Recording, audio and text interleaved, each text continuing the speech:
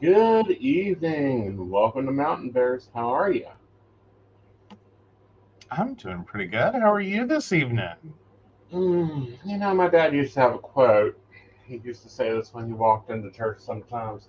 I'm in the mood, someone better fire up the organ. I'm going to have a little bit of fun. First, I'm going Oh, to tell you what I've done. Let's talk about what all is going on today.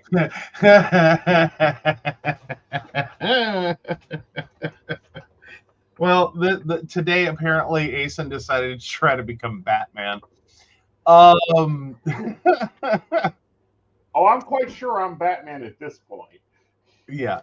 So he volunteered to take over 2 sets this weekend. A couple weeks ago. Well, he said it. Well, actually, no, it was last week. I thought. No, it was like 2 or 3 weeks ago. We had a meeting, Okay. took photos, went over dates, and he's like, I'm going on vacation in June, blah, blah, blah, blah, blah, blah. Mm-hmm. I'm like, okay, not a problem. I'll cover those sets. I'll go ahead and take them. It ain't going to be no big deal. I can remember how to DJ by then. Uh-huh. Uh-huh. Yeah. So anyway, he said this and went da da da da da, and then all of a sudden it struck him like yesterday. No, like 3 Oh no, o'clock this morning when Zell messaged me and goes, do you have your set ready? the oh yeah. I volunteered to do that. That. So there's been a fun flurry of activity today. Uh-huh. Uh credit card notwithstanding. Uh It's withstanding. It's swipe. brand new and shiny. Yeah, thankfully it showed up in the mail. So Yeah. he's because he's had to pick up some things like DJ software, Mm-hmm. Music. music, Possibly a licenses. headset. Yeah, gotta grab a headset. And let's see, what was the other one? It was very vital to this. He Streaming owns a service. radio station. Yeah. Yeah. He has a Yeah. broadcasting service now. Yeah. All of which has led to a moment of like Swedish chef level DJing. Da-di-da-di-da, da-di-da-di-da. I know And the songs. It isn't trying like this is new music. to put it together. Right. Like he's known what he wants to do. He's been clear on that. It's just okay. Now I have to grab the software, make the software do the thing. How do I make the software broadcast? Mm-hmm. What do I have to do for that? And then the software requires a license in order to broadcast. So it's been a flurry of activities. Yeah. So this morning, while I was panicking, one of my baristas that I love, like she's like one more cheesecake to being upgraded to anti-barista, and I swear I think I can figure out how to do that. Anyhow, sends me this graphic and says, "Isn't it sad?" And it flew over me like a fucking fireball of like, oh honey, we're only scratching the goddamn surface on what is sad in this damn state. Mm-hmm. Now Yeah. this is how Aeson's mind trickles. I go back, I remember watching a TikToker 2 months ago complaining about WSAZ. Okay. WSAZ covers parts of Ashland and Kentucky, and apparently she's in that area. And it was filled with nothing but from political campaigns for our possible elected governors to be elected. Unfortunately, both of them I don't like. You're right. Yeah, we don't have good choices. Were they talking about the level of education in the state? No. Were they talking about infrastructure? No. Were they talking about financially reinvigorating the state? No. Were they talking about something to do with some of southern West Virginia? You know, the section of the coal fields that is like you can't even sell your house to get out of there. No. They were talking about trans rights. Less than 1% of the freaking population. Which, I mean, let's not like necessarily throw them out with the bathwater. Important issues. Unfortunately, the discussion it keeps ending up at like, how can we make this situation worse for them? Well, not only that, but how can we take their children away from them? How can we make sure they can't interact with in schools? How can we not let them use a public restroom? How can we not let them be themselves? Mm-hmm. Yeah. We have spent 2 legislative sessions, it's 120 days on our taxpayer dollars for the House to debate which bathroom I need to use. Yeah. I mean, it's a moment. Yeah, it's a moment. It's a moment. It's a moment when we start looking at data rankings. Our fine state of West Virginia is ranked 46 overall in the United 51 states, counting the British Columbia. Mm-hmm. Its category ranks are ridiculous. Crime and correction, 21%. Economy, 49%. Number 49. Education, number 48. Financial stability, number 18. They got a large war fund down there. Healthcare, 48. Infrastructure, 50. Meaning there's only one other state in this country that has worse infrastructure than us. And 2 of our states have active volcanoes in them. National resources, 39%. Opportunities, 16. Mm-hmm. Mm-hmm. Like we're high in opportunity, we're high in fiscal stability, we're high in crime and corrections. Okay, I'm interested, like, let's look at the positives first.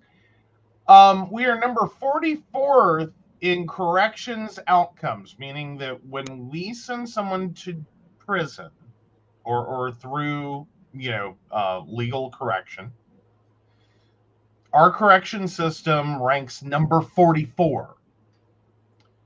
But apparently we're number 9 on public safety, so that averages out to 21. Like, just think about that for a second. We are number 39 in juvenile incarceration, as in we have 116 for every 100,000 juveniles incarcerated.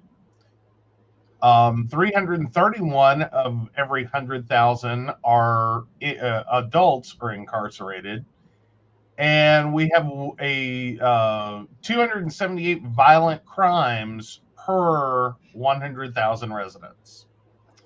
All right, so that's what that one looks like. Let's see now, fiscal stability. Let's see what we got. So we're number 4 in short-term fiscal stability and number 31 in long-term fiscal stability. So yeah. Because we are very high on liquidity. Very high on liquidity.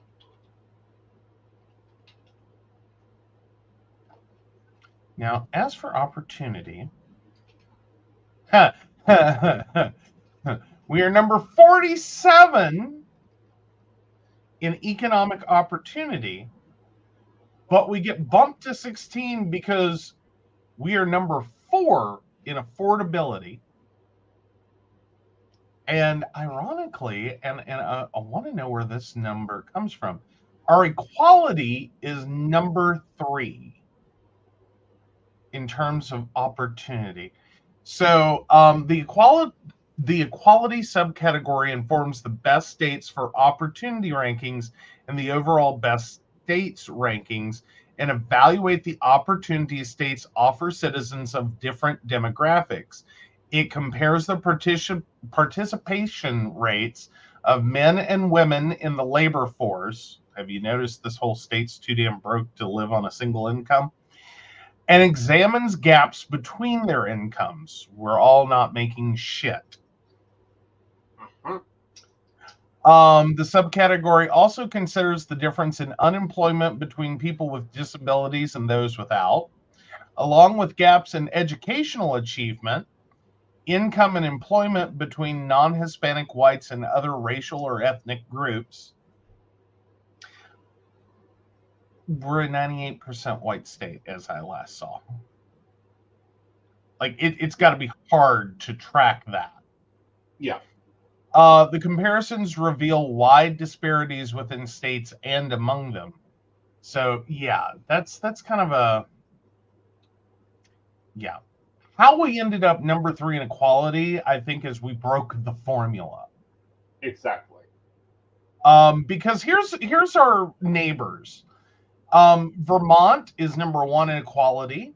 Maine is number 2 in equality. New Hampshire is number 4, and Oregon is number 5.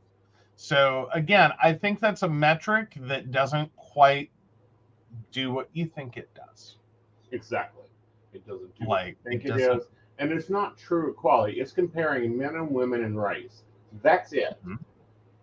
Yep. Okay. Oh, It's and not- disability. Oh, and disability. It doesn't look. You notice what they leave out of there. Mm-hmm. You notice what they leave out of there. You notice that, in this state, it is legal to fire somebody, and they try to make it not only in this state, but override any city that had an equality bill. In this state, it is legal to fire anybody that is not, that you have a strong religious feeling about, Mhm. aka bigot burgered. You can Mhm. kick them out of the house they're renting. You can, you know, make their life a living hell if you want to.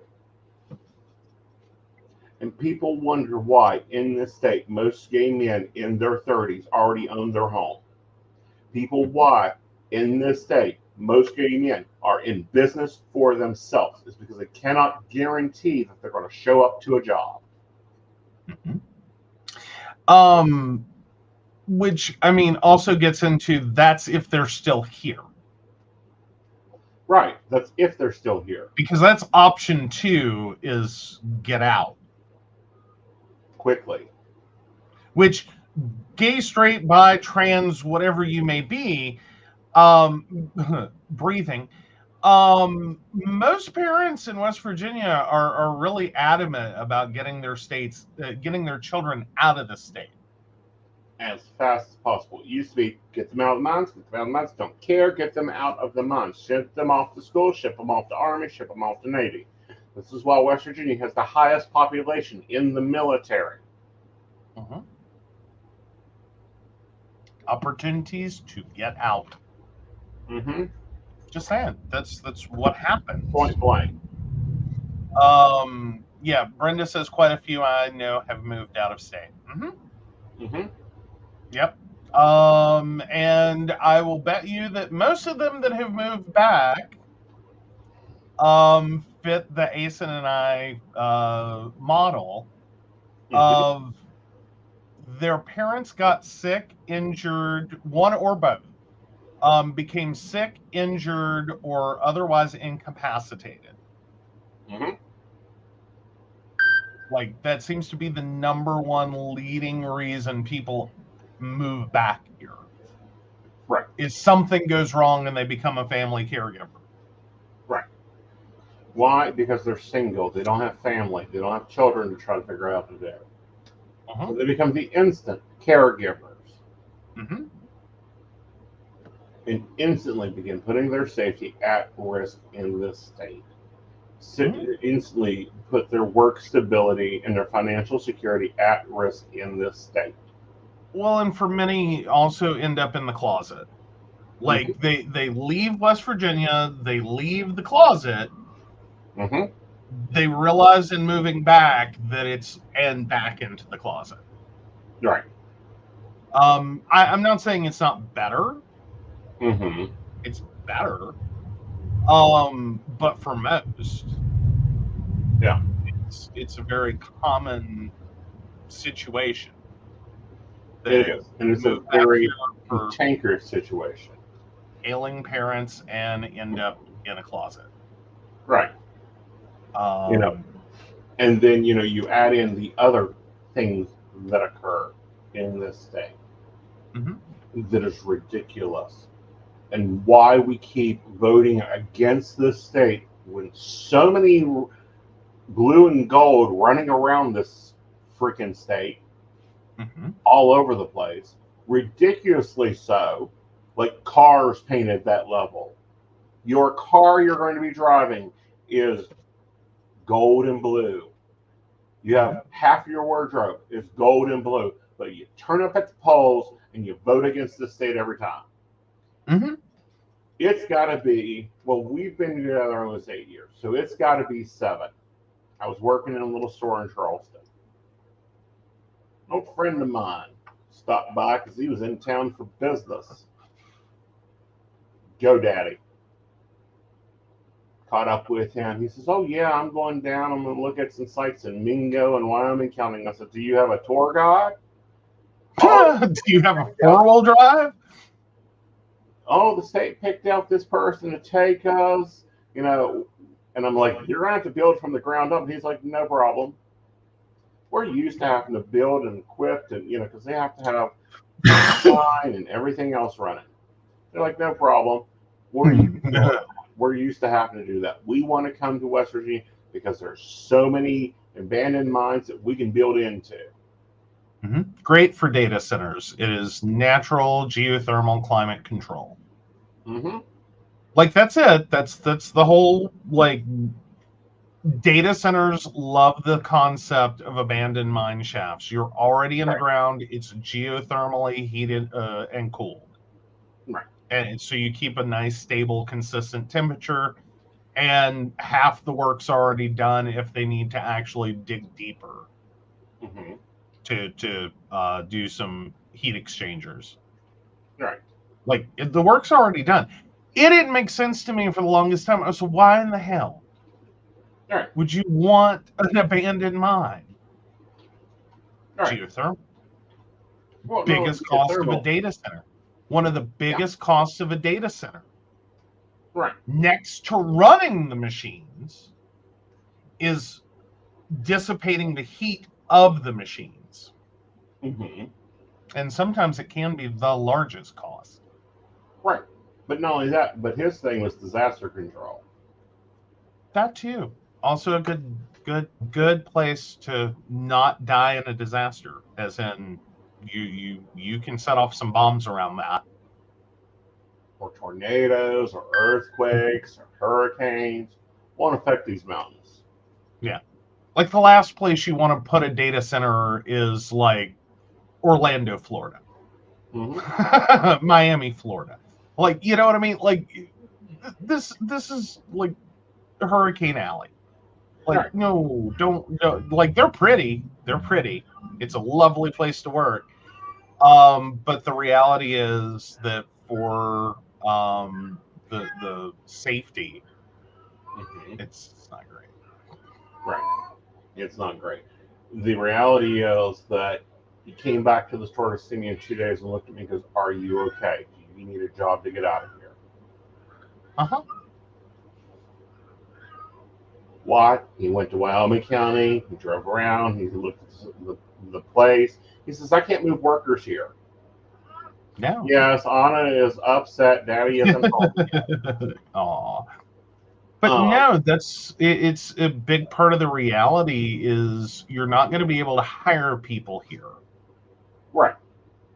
I'm there just are not enough college educated data people Well, not only that, there's for not a even enough large facility. people to like run the basics. Like, and what he meant was there's There's no physical location to live. exactly Do you want to live an hour and a half from your office? on a 2-lane road. Mm-hmm. Hmm. That may or may not and again, it's like for all the natural disasters you can protect your data against, Hmm. the question becomes now how do I get employees in and out? Right. Because that'll be a legitimate reality. Not only that, Like, but how much am I going to have to pay to get mhm. people to move here? How much am I going to put my employees at risk because women don't have health care? We don't have health care. We aren't safe. You know, company goes and rents a house, moves a guy in, he brings his husband there, 30-day eviction notice. Mhm. These are the realities of what companies are looking at when they move here. Well, and but it's also starting to move into the category. I'm afraid we're going to start seeing it as like GoDaddy township Hmm. Right. or what? Insert your data center. Hmm. Is a revision of what Mines did initially. Hmm. What Like, every company did initially. But if you start no. looking at the names of towns in West Virginia, you can easily start connecting them to Uh different huh. coal companies Right. because it was literally unspoiled virgin land. Hmm. They cleared it, built a mine over here, a general store over here, some tract housing over there, Right.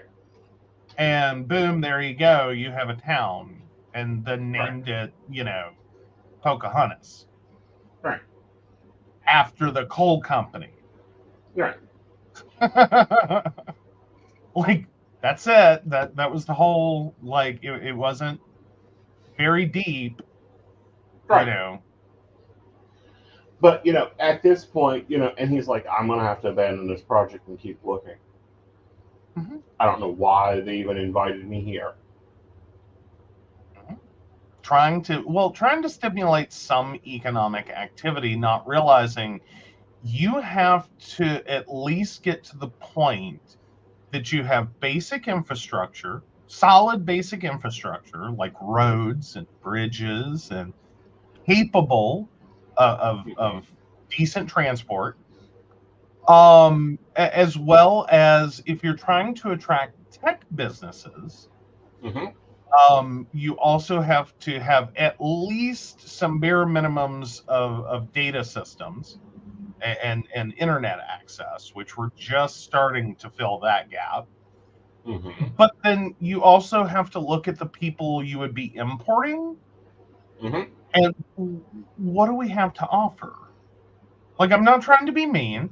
I'm just saying, if you want to open a data center Hmm. in Mingo County, where are these people going to live? Where are they going? Where are their spouses and their kids going to work? Hmm. Where are they going to go for entertainment or shopping or what do you do? All right. But even more than that, they got to realize that these companies, big companies, are social companies. Mm-hmm.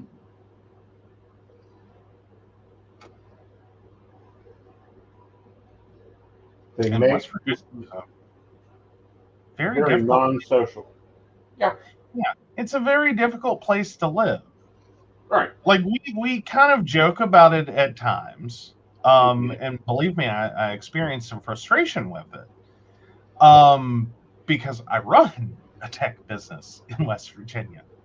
And the frustration I have is we have 4 seasons of weather and all of it knocks out power and internet. Right.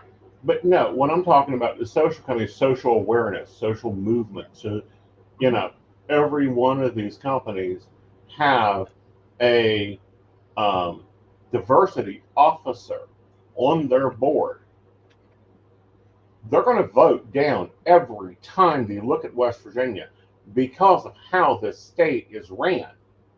Mm-hmm. And it's ran by your votes. And you keep voting against what will bring this country back, you know, this town back, this, you know, the state back. The other thing is they keep doing this bullshit. There were so many other important bills on the menu this year. Mm-hmm. Legislative slate was full. Yeah. You chose To debate a bathroom. Yeah. Probably the longest debate of bathroom bills ever had anywhere. Right. Then we've got other stupidity going on. We've got school boards losing their fucking minds. We've got, you know, people literally not getting, you know, you made a graphic a couple years ago, and it is somewhere in Facebook land, and I really think we should just put it to where we run it every legislative section on how many buses of coffins we need in this state with the current state of things.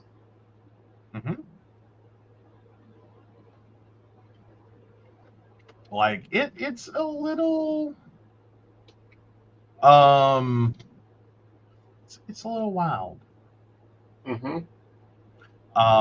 then we do things like we vote to remove Confederately named schools. And then we turn around and vote to put their names back. Right.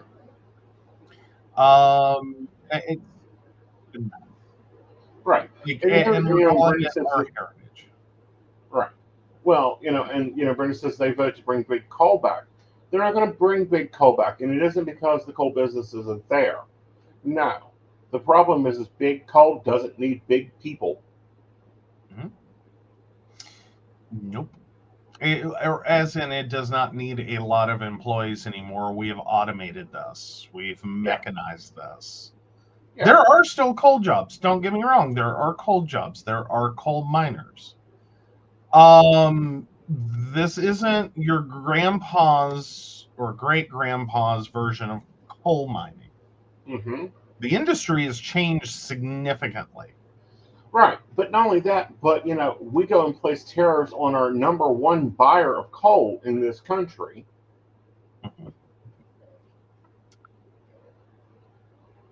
Right. Yeah, soft coal, more pollution type. They prefer the words metallurgical. That's basically what that means. Right, but you know, every president keeps dropping tariffs on China, on India, on all these countries outside. Guess who's buying West Virginia coal? But you keep electing people that want to drop tariffs on them because it makes good news for election season. We reduce taxes. Yay! Oh, we drop personal income tax. Oh, we're paying $12,000. The amount you're giving to a single mother in Wyoming County, $12,000 a year, you're handing out to move remote workers in here. They can't live here. They can live in Charleston. They can live in Fairmont. They can live in Morgantown. They may get through and live in Huntington, but they're going to need a gun. Yeah. I mean, again, it is not that the entire state is uninhabitable. No. There's pockets. Yeah. The problem is you keep trying, or they keep trying to incentivize people to move here. You're not moving people into areas because you can't. No one can stay. It's not going to work. Right. That actually need people and need industry. You're patting Charleston, Huntington, Morgantown, like the areas that are close enough to civilization. Mm-hmm. Basically, you're moving them within 20 miles of a Starbucks. Right. And that's not a big map in West Virginia. No. Like, it's not that big of a map. But I'll guarantee you that's basically, if you want to know where you're moving people into West Virginia at, Mm-hmm. within incentivization, Mm-hmm. it's going to be within 20 miles of a Starbucks. Just, right. That's not a lot of the state. No, it isn't. But that's the truth. Mm-hmm. Okay? You're basically insulting them by giving them a year's worth of welfare to move Mm-hmm. here. They're not going to come. And if they do, they aren't staying more than 5 years and they're the hell out of here as soon as they start seeing the election, as soon as they start seeing these political campaigns. Why? Because, the grandfather's trans, the godmother's trans, their uncle is gay, and it's like, we can't come visit you. We're not going to leave Seattle to come visit you. Mm-mm. So, and generally speaking, if you are from a larger area of the United States and you try to move here, Mm-hmm. and for those of us that have, again, this is the Aeson and Joe model. Like, Mm-hmm. I moved back here from Durham, North Carolina. Mm-hmm. He moved back here from Columbus, Ohio. These are major cities. Mm-hmm. I had things. Mm-hmm. I had lots of choices. I had opportunities and Mm-hmm. options. It kind of the running joke of Greensboro when I lived there for college was you had to be very clear when you said meet me at blank, because automatically there's more than one. There can be more than two or three. And if you don't clarify what you mean, you're going to have a very awkward evening. Because meet me at Starbucks has multiple locations. You can end up on two opposite ends of Greensboro. Right. It's kind of how that works out. Right. We come back here and it's like we got so excited we finally got a Starbucks. Mm-hmm. Like, Or a gym. Mm-hmm. Posted today, popped up on my memory feed. I was so excited that Active Fitness, my gym, they're fabulous. Go see Jeff or Jesse and get trained. Opened up. They opened. They Yep. opened. This was the gym I had in Columbus. Is it the same quality gym I had in Columbus? No. We don't have a pool. We don't have a hot tub. We don't have a steam room. We just now started group classes. There's no yoga workout area. Mm-hmm. Same gym, small, basic, very basic. And but I still was excited. And I'm like, I read that and I was like, oh my God, this is how small base stuff comes. If we got a gym. We got a gym. We got a Starbucks. If we want to go and take a night out, we're 2 hours away. What is it? No, it's an hour and 20 to Charleston. Yeah. Something like that. Hour 30 if I drive under the speed limit. Yeah, hour 30. Or 2.5 hours if we want to go to where I feel comfortable at, which is the older bar here. And that's for a night out. Like, this is something which that we don't take. Yeah, we don't take. Why? Because it's a hotel and driving down and more expenses. It's not just like, oh, let's take $50 and go to the bar. They got a show tonight. Yeah, no, it's okay. Well, because at this point, because there was even a point a few years, like several years back, you with a previous partner had the moment of they took off to the bar, meaning they left for Columbus. Mm-hmm. And that was a doable thing for them. Yeah. Just middle of the night, heard that, like, a performer was going to be there. Mm-hmm. And just, okay, I'm going to the bar. Bye. Right. Because at that point we were still at, like, inflation hadn't killed us yet. Mm-hmm. Like, they had enough economic viability to go do that. Right. Now this is like, a good $50 to $60 in gas, plus another $50 for the bar, plus a hotel room, Mm-hmm. plus Breakfast in the morning, dinner Mhm. that night. Like, it is a event to do something I used to do on a Friday night Mhm. without a split thought and drop 20. Yeah. If that. Sorry, Mhm. I'm cute. Well, again, $20 to $30 a person. Mm-hmm. You can have a good evening out. I went and bought groceries, gas, and cigarettes this evening, guys. Legitimately, this is what I purchased. I spent $100.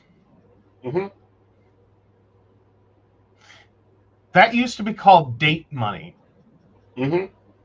Like, that used to be more than my budget, not only just for a date, but a Mm-hmm. really good date. Right. Like, we ordered wine. Mm-hmm. I got 2 frozen pizzas. Right. You know what I mean? Like, this is where we're at right now. And so the idea that and wages aren't keeping up, pay isn't keeping up, Right. incomes aren't keeping up, to allow people to just even leave here now. It's like, once you're in, you're in. Yeah. You're stuck. You're Mhm. stuck dealing with this crap. You're stuck dealing with people that do not know the issues. You're stuck. I had a conversation with a local politician. The conversation was over a really simple bill. It's a non-discriminative Crown Act. It basically says if I want my hair down to the floor in dreads, I can have that. Mhm. Simple. Freedom of choice, freedom of expression, Mhm. freedom from discrimination. Mhm. Our city can't do it because we don't have a human rights council. Why do you, What? don't get me wrong, I'm not ever gonna actually otherwise say these words. Why do you need a human rights council? In terms of that bill, why do you need? Mm-hmm. Because of the way the bill is copy and paste, it is written for a human rights council. Beckley has one, but we don't. Oh, good. And we don't have the people that could form it. And I looked at him and says, "Have you drove through Oak Hill? Like, do I need to take you on a drive through Oak Hill? Do I need to take you to the hair salon? Do I need to take you to the body shop? Do I need to take you to the construction worker? Do I need to take you to another hair salon?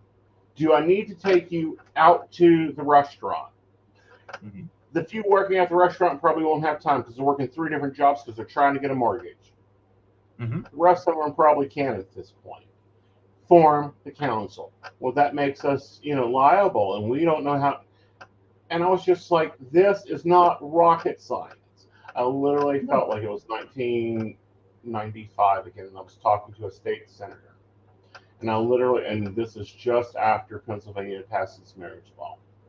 And I said, "So do you think we'll ever have gay marriage in West Virginia?" "Oh, I don't think so. We don't need it here."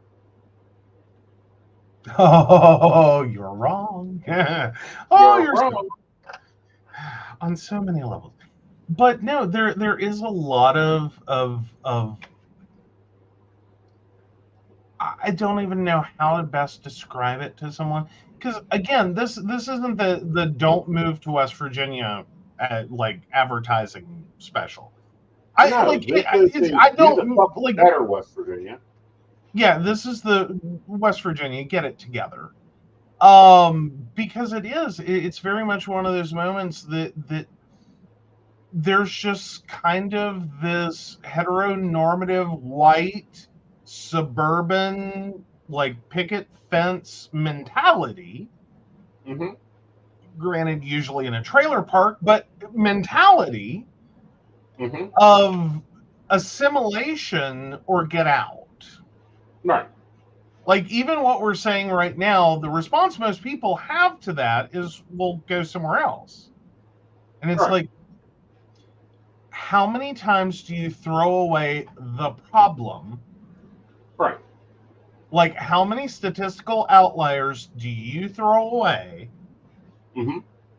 before you realize what the real problem is? Yeah. Because basically, a lot of times what happens in West Virginia is we just keep throwing away the outliers. And this is referencing statistics, that you can get numbers to say wherever the hell you want them to say. If you throw out the outliers, oh, that's bad data, that's bad data, that's bad data. If you cherry pick it enough and you clear off all the outliers, then yeah, your data says, oh, we don't need gay marriage. We don't need to consider other religions. We don't need to consider other races. We don't need to consider a lot of things. And that's what West Virginia keeps doing. Right. Is because all of us outliers that are here and try to express the concept, this isn't working for me, I'm paying twice the taxes. get out. Right. That's what we get told. Mm-hmm. If that's what you want, go somewhere else. If that's what you want, go somewhere else. If that's what you... And it's like, this isn't going to work forever. Right. Like, you should already be realizing this hasn't been working for almost 40 years. Yeah. Like, that's how long, like, my lifetime is roughly how long the state hasn't been working. Mm-hmm. It isn't going to keep working. And that's the bigger issue. You know, am I happy to live here? No, not really. Do I love this state on the other hand? Yeah, I grew up here. I love being able to walk into Kroger's and know every person there. I love being able to walk into a business and go, hey, John, come here. I need such and such. What can you do for me? Because John went to school. His daddy worked with dad. You know, Joe's watched me pull stuff point blank. Southern boy deals because I know them. Because you know people. Yeah. Well, and it is considered one of the costs associated with moving out of your hometown. Right. Is you lose some of that interconnectedness. Right. When you move, like you basically move away from your friends, your family, everyone you've known, and when you get to this new location, you kind of end up paying the newbie tax. Mm-hmm. Because you don't have a friend to call. You don't have people who know who the hell you are or care. Right. You know, we're going on 3 backwards generations of lawn people because of the quality of health care in this state. That's what I mean by backwards generations. 3 of them. Just examples of how crazy the state is.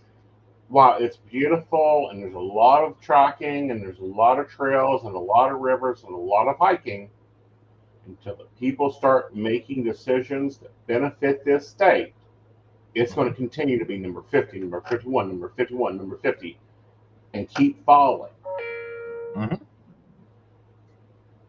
Like we can't get there alone. No.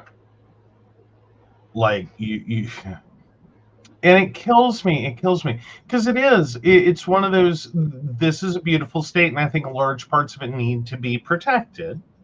You know, environmentally protected, from development protected, Like we don't want to build up all of this. Like Right. we've cleared a lot. We've cleared a Yeah. lot that's sitting idle. Right. You know, between idled mines and idled, you know, with like you name it, we've done a lot. Mines, out of land. You know, they Like finally we're put a probably solar farm in Beckley, and they're fighting regulations of Beckley to get it moving, to begin producing a new electric, to begin producing new jobs in this state. But we've got strip mines, mountains balder than Joe's head, ready for it, ready for wind. There are places in this state that I don't care. It could be the hottest day of the year, and wind is moving.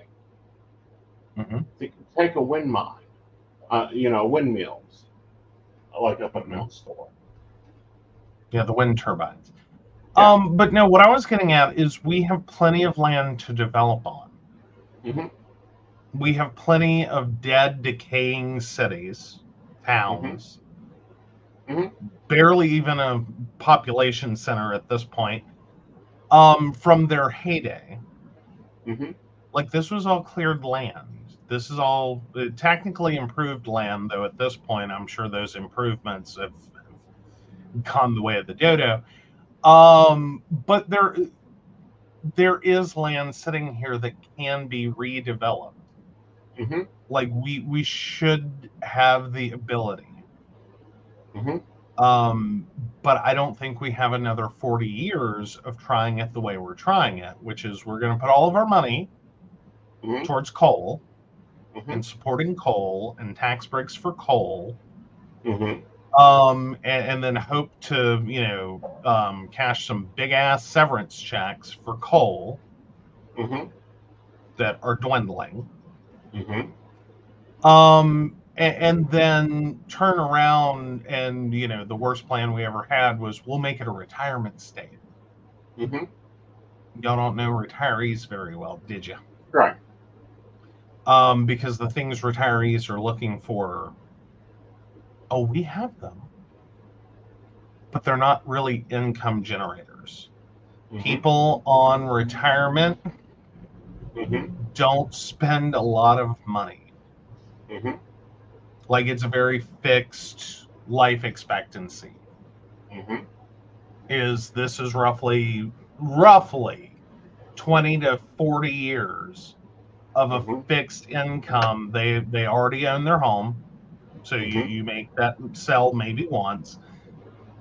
Then they go into a nursing home, which, side note, like our flippin' coal industry, is entirely owned outside the state. Yeah. Is there a nursing home left that's still owned inside the state? That literally the money going into the nursing home and to its profitability as a corporation is actually held in West Virginia by a West Virginia owner, having a positive economic impact on the state of West Virginia. Because I doubt there is. I don't think we have a single one left. I mean, we can't even seem to manage this in terms of cemeteries even. Well, I have a question for you. I need you to define that a little bit differently. Do we mean a resident or a government body? Technically, is guaranteed to be part of the state. Okay. Lincoln Hospital, a long-term care nursing facility, is owned and operated by the West Virginia Department of Health and Human Resources. It provides 24 non-skilled nursing care since 1979. Yeah. Okay, so technically we have one.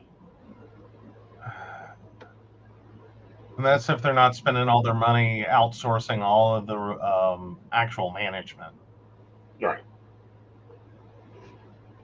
You know what I mean? Like they're just arrow marking it and private equitying to some other company Like, you do the linen service, you hire the nurses and staff it, you Right. do this, you do that, and all of it ends up exiting the state.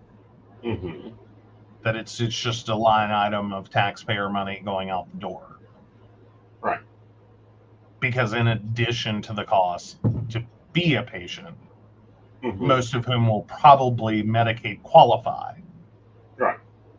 you're also Right. supplementing and throwing money at it. Right. Yeah, colon football, that's the two big things we got. Got that in abundance. But otherwise, no. Genesis, Stonewall. Genesis is owned by a company up in Ohio. Stonewall is owned by Heartland. Heartland is based out of well, they're a stock company, but they're based out of Tennessee. St. Mary's in Huntington has the highest performance, but is owned by CMC. Cedar Ridge is owned by another company, Genesis. Then there should be Stonerise somewhere in there. That's another Right, that's outside. Stonewall. That's a subsidiary brand. Okay. Yeah, no, it's like, so we made ourselves a retirement state, and again, I'll be right back. pretty much all of the nursing homes are owned by companies or interests outside of the state. So yet again, we're not actually keeping the money here. Other states are benefiting, not West Virginia. So we went through a whole program of development to attract this state to retirees. And then not only did we benefit private companies that are outside of the state, we literally locked ourselves into things that support that. Right. So if you want to know why there's a damn Tudor's Biscuit World on every fucking corner, right, it's because seniors like eating there. Yeah. We have a Cracker Barrel for every major city. Right. Because seniors like eating there. Like, this is what we did. Yeah. Like,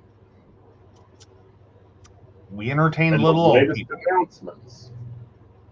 Mm-hmm. The announcements. LG brings 275 jobs to West Virginia. Governor Justice announces, this big investment for 7 new and existing companies in West Virginia. So are they making chips or chemicals? Walt Fuel Cells, Alcon, Clean Seas, plastic remanufacturing subdivisions or chemicals, Gustamp, international group dedicated to design, develop, and manufacture metal and automotive products. Hello, Toyota's new name. Mountaintop Beverages, your beverage facility. Pure Watercraft, boat facility. SMR Technologies, a manufacturing aircraft de-icer and helicopter float in-flight refueling and more. More chemicals. Yeah, it's We didn't learn our lesson. Like, basically what you're seeing companies do is move to states like West Virginia that are so desperate for economic development they won't even consider the environmental impact. Right. Because the idea that you might move 275 people here and or hire some, you dump whatever you need to dump. Right. You dump it into a river, you dump it into the air, whatever you want to do. We're good with that. Dow Chemicals has been living with that for decades. Well, not only that, but I don't know what the Freedom whatever took out the city of Charleston for over a month without water for monitoring their plants. Mhm. What does the governor justice do? He just goes right behind and drops investment money into other companies to do it. Right, but this time it's Nicholas County. Mm-hmm. Mm-hmm. Yeah, this is Oh, what we're doing. jobs. Yeah, the almighty grail of jobs, which again we need. Like, we're desperate. Yeah. Like, I'm sorry, put West Virginia in some fishnet and a tight skirt and put us on a corner. We're whoring ourselves out, Right. and we're not paying attention. Like, you can drive up in a rusty Chevelle with, like, free candy vibes all over you. We'll get in. Right. But he's a mind boss, and that's the problem. Is this state keeps voting for mind bosses? We even had one that was a freaking felon run for governor, and made it to the primary. Because he was a former mind boss. Yeah. Yeah. What did what did the men die on that mountain in war for? Mm-hmm.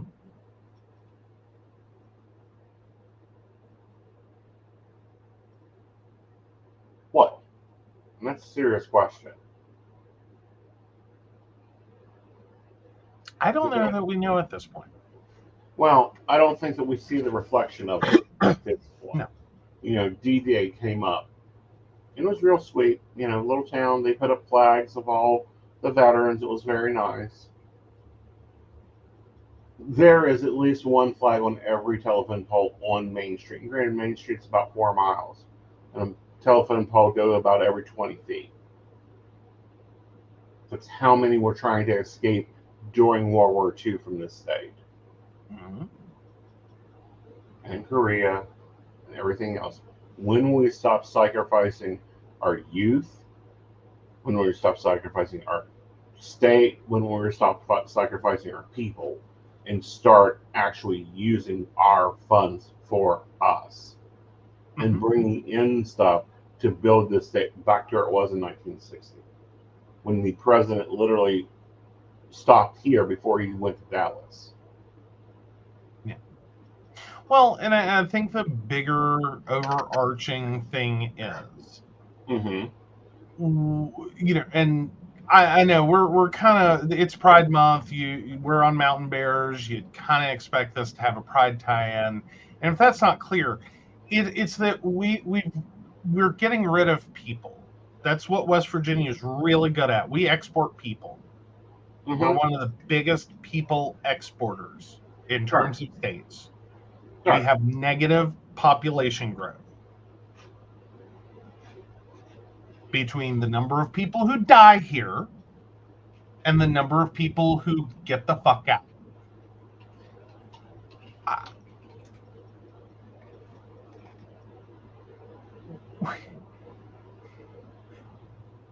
The state is dying. Will you please make choices that acknowledge the rest of humanity instead of isolating from it? DEI is not your problem. Right. Like, it is cute that you think that the most frightening thing in the world is increasing taxes on people that make over $400,000 a year in a state where we're not even close to that. But you know who is? The people are already taking from the state.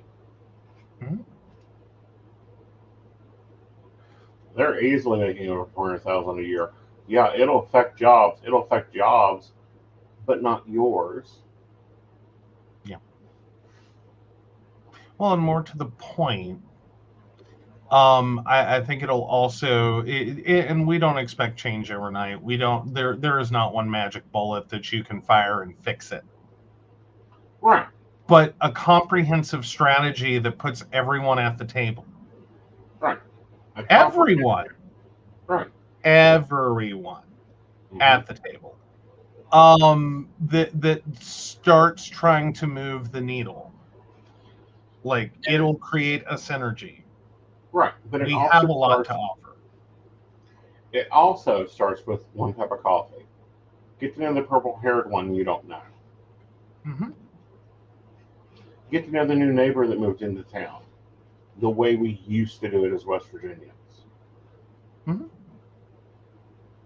Like this was like, everyone talks about like Ellis Island and New York being, this giant melting pot. West Virginia, like, do you not understand? Like,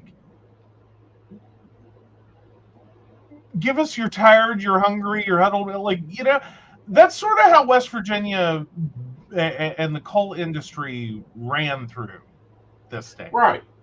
Which we imported people. We imported people. Yeah, that moves over to the immigration issue that I hear people whine about all the time. One, I will say this with the utmost respect.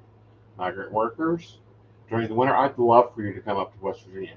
There are a lot of homeowners up here that need paving done, roofing done, factory, a lot of work to be done up here. Please come up and work, because Lord knows we can't get the teenagers up here to do basic lawn mowing. Mm-hmm.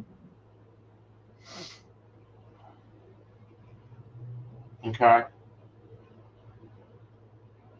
But this freaking country, this state itself, was literally immigrant workers. Mm-hmm. Scotch, Irish, Italians, to get the railroad in here that runs around this state all over the place, is now being turned into trails. They ran newspaper ads offering, I think it was $200 to move here to work for the railroad from China because of their dedication. Well, and here's the thing, is from that, we know how to do it. Yeah. You know what I mean? Like, we've done this once. Like, West Virginia 100 years ago was a bunch of trees and mountains, and that's it, and a few people. Mm-hmm. We made it happen once. We can do it again. Mm-hmm. But we actually have to start moving the needle towards it. We have to take the effort to make it happen. So Brenda says, with as low as our population is, it would be beneficial to vote for the things that benefit all our West Virginians, not just certain race, religion, sexuality. Exactly. Right. Like, that's where we're at. Like, that's where we're at. Yeah. That's where we're at. That's where we're at, is we need new ideas. I swear, if it says incumbent, go to the next option. I don't care if the next option is a monkey. And what I mean by monkey is one of those lovely monkeys that, put a diaper on them and, they run around like Michael Jackson had. I would take that over my current representative in this state.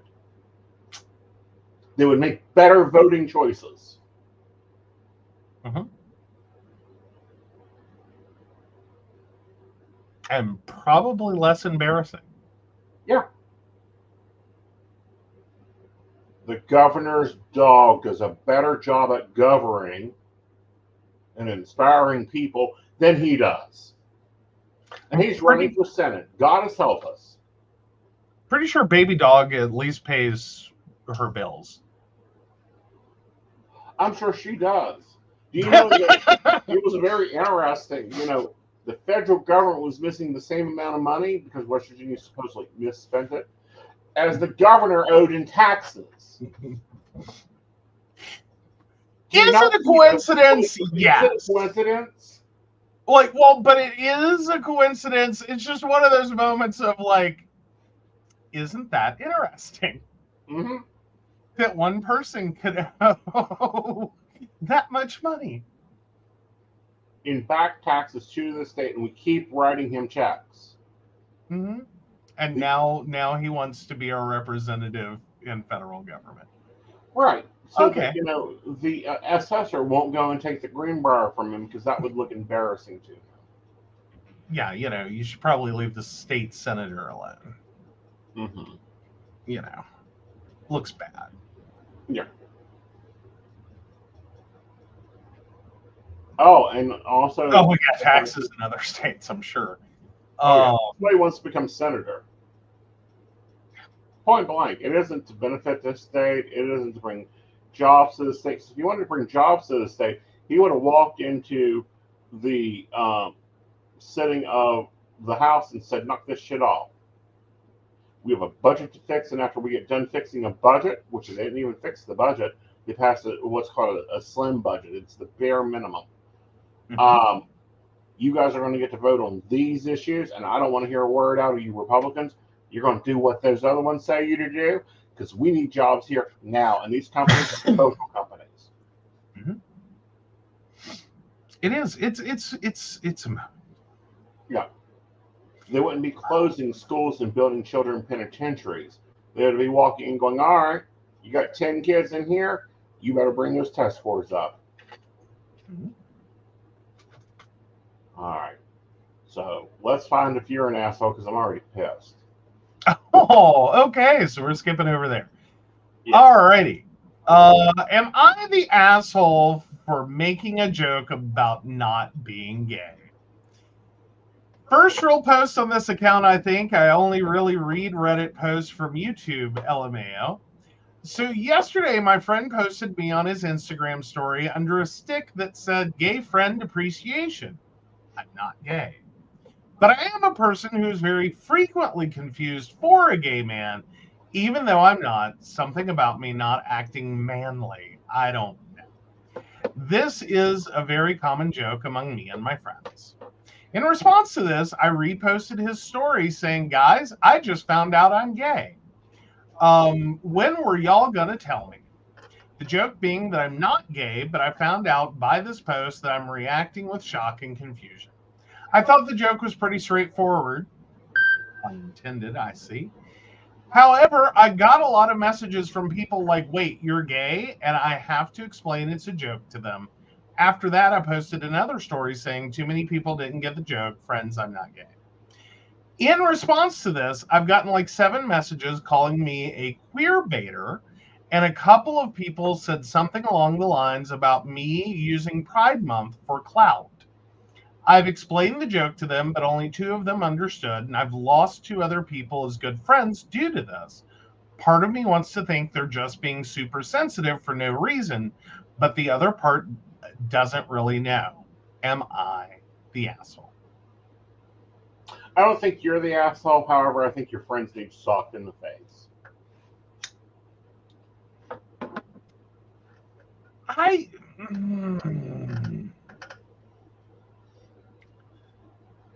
Yeah, it's the internet. Brenda says it's the internet. Someone is going to be upset no matter what you say. Yeah, that's true. I, I mean, we could go with the old line here: if you can take a dick, you can take a joke. By now, you should be It's able the to. motto I live by. It's the motto I Yeah. live by. Like I've never had problems necessarily with a gay joke. I don't like it when you make jokes about people about things that literally, demean, demoralize, and harm them. All But right. that's not going on here. Like I'm like the OP is in on the joke. Um, but then it does become kind of a moment of we do have people who will try to use like Pride Month and Pride related activities and Pride related events as an opportunity for their brand.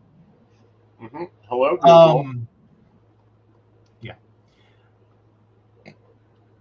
So I'm a little torn. I don't think that necessarily applies if you're sitting there and one, you're losing friends. But 2, like what kind of like becomes a little difficult if you don't know who someone is. Like, did you, in addition to losing a couple of good friends, did you gain like 14,000 followers? Yeah. You know what I mean? Like, I think that would be a reasonable accusation that you were queer baiting. Mm-hmm. in that situation. Um, See, I think that's a misuse of term. I think someone is being overly sensitive. Yeah. Two people at least.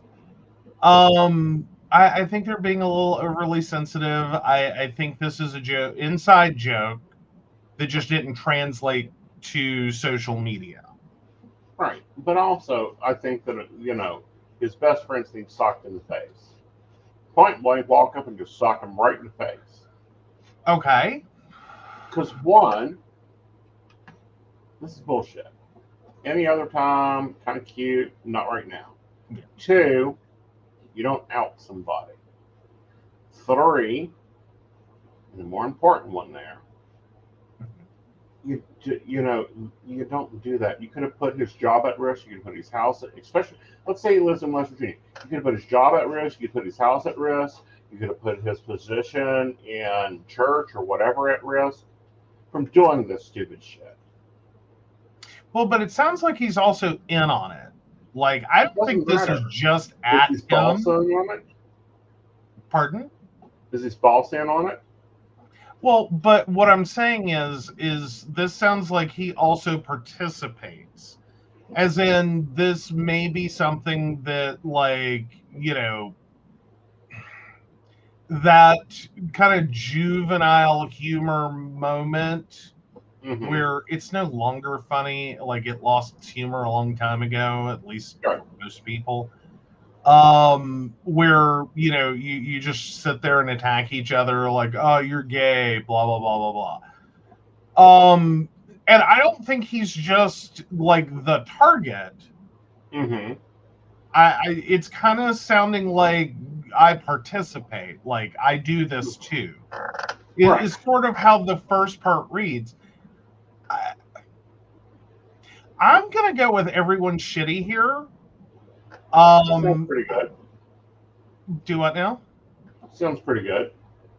Yeah, because I don't think you're innocent in this. I don't think it was just a joke that didn't translate well, bad. Like, know your audience, dude. Like, that would have been funny amongst your group of included friends on the inside joke. You moved it beyond that, and kind of put it in a, wait, what? For other people. Not only in the initial post that tagged OP, but then OP's repost.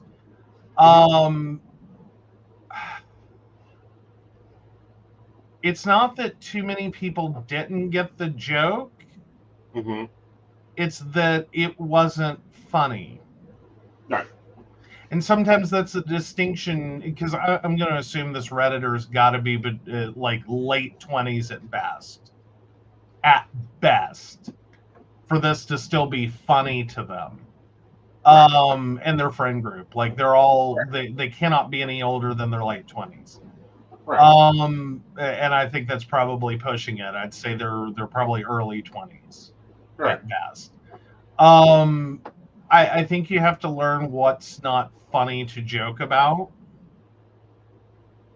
Just because it's just not funny.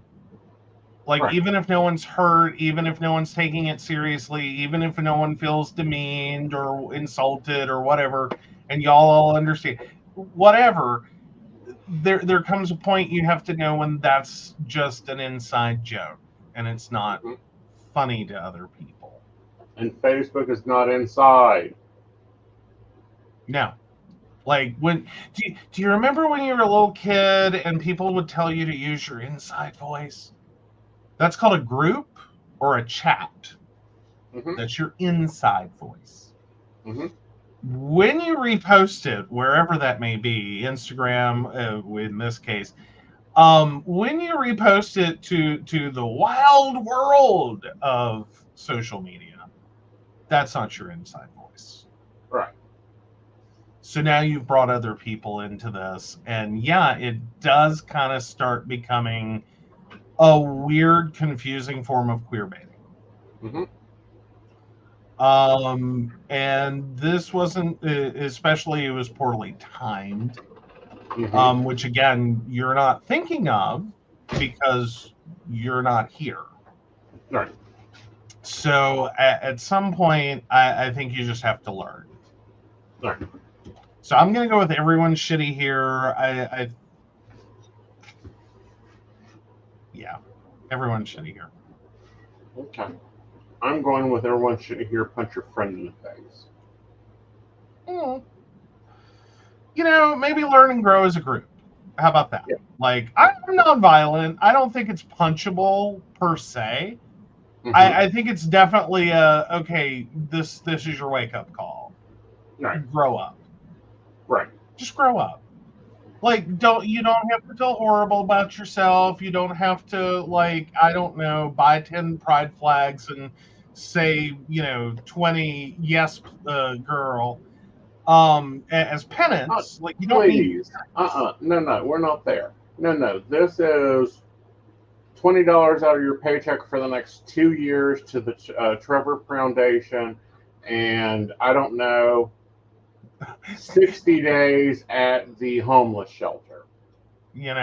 Well, Brenda says, ooh, punch your friend is an option. No, I don't think it's punch your friend level. Like, I think it's just, this is the point you need to have the, like, grow up. Yeah. Punch your friend in the face on a lie. That's it. Like, you don't have to feel horrible for the rest of your life. No homosexuals were harmed. Right. You know what I mean? But I grow up. Just grow up. Just realize that, like, this is it. You're done now. Like, it's not funny anymore. Right.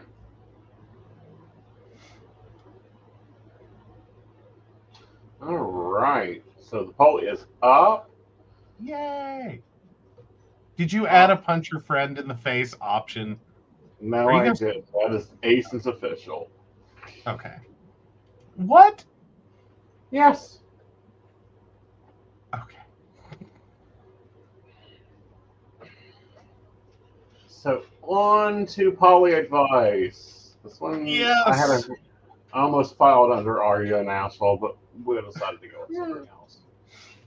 Meta used a recent $20,000 loan to my Hinge partner to then ask to veto me. My 40 female recent parallel poly dynamic started out of a love triangle with 3 monogamous people who then tried to share my Hinge partner, 48 male. It's been relatively okay for a few months up until yesterday.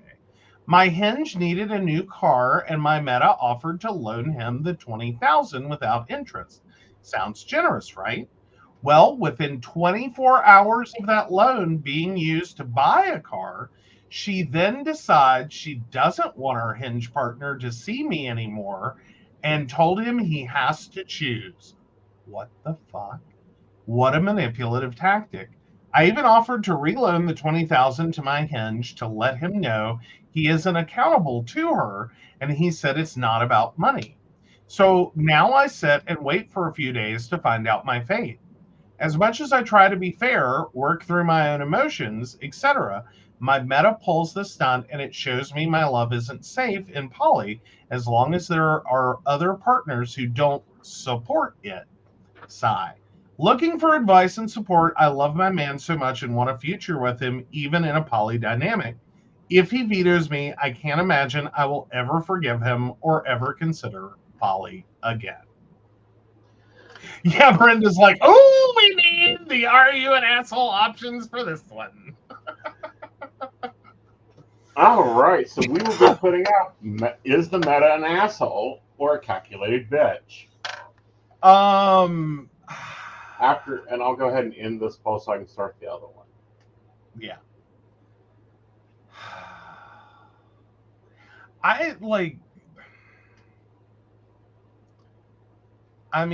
It sounds like Hinge partner should be. 24 hours. That's you knew what you were gonna do before you even loaned the money. Like like it's carrot and stick. It's total carrot and stick. Like here's something you want. Now here's what I want. So it was not a no strings, no interest loan. Like the interest is high. I mean,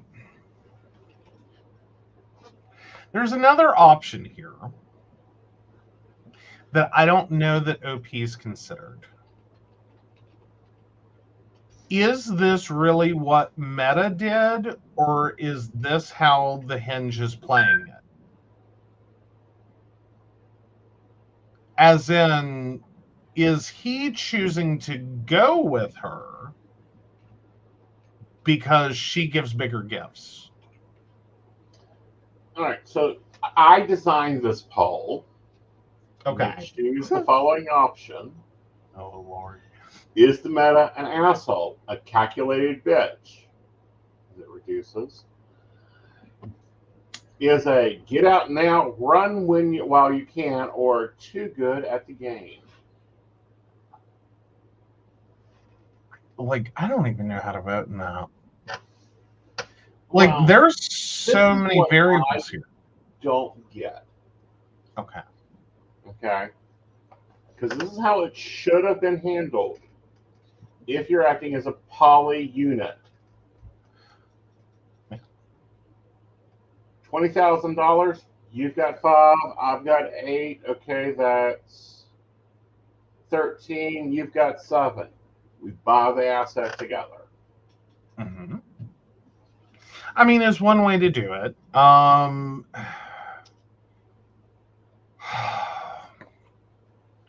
I think it comes up probably more often than not. Mm-hmm. In poly situations that you're probably going to have one member of the polycule mm-hmm. that may have higher income and assets than the others. Right. And I think that in this situation, one or two things effectively occurred. Right. Well, but that's also where I get a little tongue-tied. Is because that's if everything OP thinks occurred the way it occurred. Mm-hmm. I mean, there's a whole alternative scenario that's what your partner said happened. Right. That may not be the reality. Right. As in, they either are using this like I'm poly until it's like ooh money. Right. Which that's not poly, that's gigolo. Yeah, like I went to the highest bidder. Mm-hmm. And that kind of brings in, was your meta actually even a meta, or was that the nice titling of an affair partner or a primary partner who basically bought your partner out from under you? Right. Like literally bought him out from under you. Right. That's all alternative, like kind of tinfoil hatty scenario. Now, if it is what you said, and like it really is the meta who threw down this gauntlet after, here's the money, buy the car. Mm-hmm. I love and care about you, and I just want to make sure that you have a car. Mm-hmm. That then turns into, oh, now we need to renegotiate our relationship. Mm-hmm. And effectively, I just gave you $20,000 in the form of a new car. Mm-hmm. You don't really have the ability to say no. Right. See, and that's why veto power is so toxic. Oh, yeah. Especially in an equal hinging or parallel relationship. Mm-hmm. Like, this is never supposed to happen. Right. Now, that does bring up a different scenario, which is, was it actually a parallel poly dynamic, or is that just how that started? Because see, they're saying that it became a parallel poly dynamic out of From a a love love triangle. Right. I'm starting to wonder if that's really what happened. Right. Ooh. Okay. That's interesting. Oh, do we have updates? Well, no, we've got a vote, and I'm trying to figure out how to calculate it. Brenda really did vote for all? No. Okay. Like, I'm trying to figure out which one to count, but I'll count all of them. Okay. Okay. So, with that, let's go ahead and clear our polls, and then we'll wrap this up. Yeah, it does sound like cowboying, Brenda, or Yeah. cowgirling in this case. Because Brenda says, sounds like they use the poly relationship to cut in and get the other guy. Yeah, I'm thinking that you have like OP who's sitting here all like love and light and the world's a beautiful place and I'm fine to share my partner and I'm good. Right. Like I have a happy little worldview. Who was dating someone who, and that again, that's where I just kind of go, if they were in the same boat, they just got cowboyed. Well, Right. cowgirl in this instance. Or they were literally getting cheated on all the way through this, and it was 6 of one, half a dozen of the other. I don't really care. Like as long as they don't kill each other and put me in the middle, Right. like I'll screw both of them and like look at lucky me. I mean, kind of. And then the meta is just over here like biding their time. Like Right. I will tolerate this until I have the opportunity to sever and run. Right. And like you're coming with me. Right. Like I've cut you from this herd. See, she can't take care of you. I've gifted you. Right. You can't say no. Right.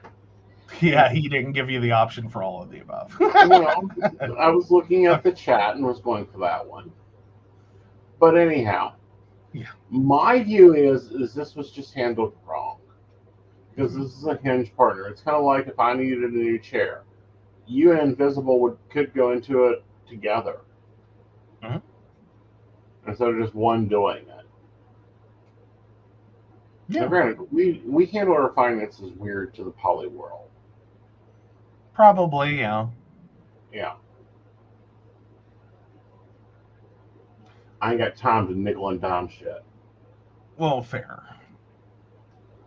All right, so first up, are you an asshole for not punching your friend in the face when he made a very untasteful joke?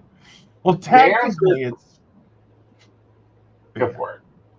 Well, technically, it was, am I the asshole for making a joke about not being gay? Right. The answer from our audience is you're a dill pickle. Yeah. I'll take it. Okay. So on poly advice, I decided we'd do a poll on it because I'm like, this is calculated. Calculated very differently. So going with both votes, it's all the above. She's a calculated bitch that's an asshole. Get out now, run while you can, and your meta was too good at the game. All right. I mean, I hate that for OP. Can I just say for polyamory? Like, this is trashing polyamory for them. I'm not even sure you were ever actually in a poly relationship. Or if you were, It's It's one of those very like you got wide, the like, worst version of it. well, they're on the tips of the umbrella. On the tips of the polyamorous umbrella is where I'm at. Mm-hmm. Of course, this is the reason I never like parallel relationships. Because if your metas aren't interacting, there's a whole secondary friendship there Mm-hmm. that isn't being played out and causes more issues. That's my opinion. All right, so let's go ahead and bounce this over to you. All right. So, yeah. We have come to that point in the show where, of course, we want to thank our Patreon sponsors, Beverly Walker, Mika G, Kathy, Mary Winfield, Brenda, Joan Owen, Shannon C, Shannon D, Lady Gwendolyn, Charles Shaw, Tracy Van, Caitlin Bell, and Devin. If you'd like to learn more about us, the show, or how you too can become a Patreon sponsor and receive all the wonderful benefits our baristas receive, please visit us at pcspnetwork.com. Yes, and we'll see you Friday at 5 to be looking at the psychic planner that's in its final form. Maybe Sunday at 5? Sunday at 5 would be great. Yeah. Yeah. Good night, We'll see y'all. you. Night.